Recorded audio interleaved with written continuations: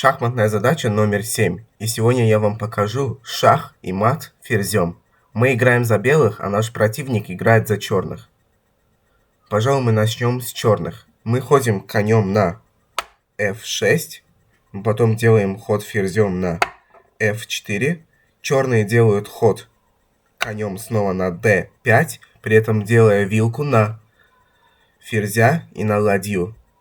Мы поступим вот так. Мы просто двинем ферзя на e5. Как будет действовать черный? Черный конь забирает нашу ладью на e7. И как мы поступаем в такой ситуации? Мы делаем ход на c7. Все, шах и мат. Вот такая вот интересная, супер увлекательная ловушка.